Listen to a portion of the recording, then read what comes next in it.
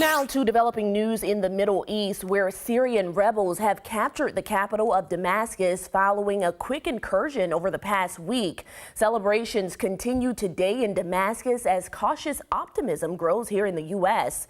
The rebels' victory brings a decades-long civil war to an end with the fall of the oppressive Assad family regime. President Biden is calling the fall of this 50-year dictatorship a historic opportunity for Syria.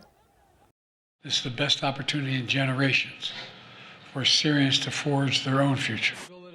Biden also pledged U.S. support to help bring stability to the country. This comes as the U.S. struck 75 ISIS targets within Syria after the regime fell, trying to prevent the terrorist group from filling the newly created power vacuum.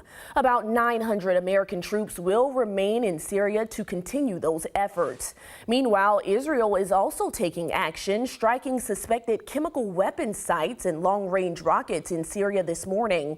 According to Israel's foreign minister, the strikes were intended to prevent these weapons from falling into the hands of hostile actors. This morning, Syria's leader Bashar al-Assad is in Russia, where President Vladimir Putin has granted him political asylum. The Kremlin denied to comment on Assad's specific whereabouts, but did share that Putin is not planning to meet with him. Impacts of the rebels' victory are being felt here in Washington. After nearly 14 years of civil war, millions fled their homeland to avoid being punished. People like Hassan Jazari, a dentist in Bothell.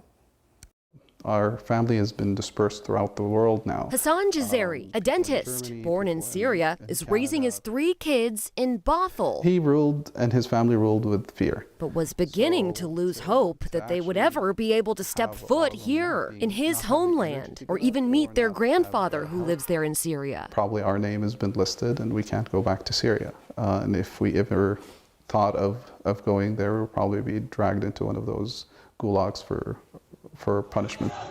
For decades, Syrians lived under the thumb of a dictatorship. They had a file on each person from the day they're born.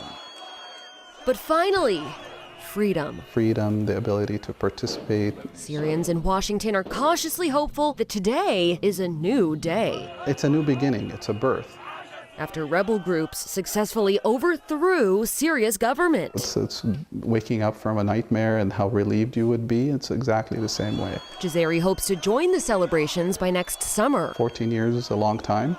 A lot of, like, my kids don't know much about Syria, have not been to Syria. They've known what we've told them.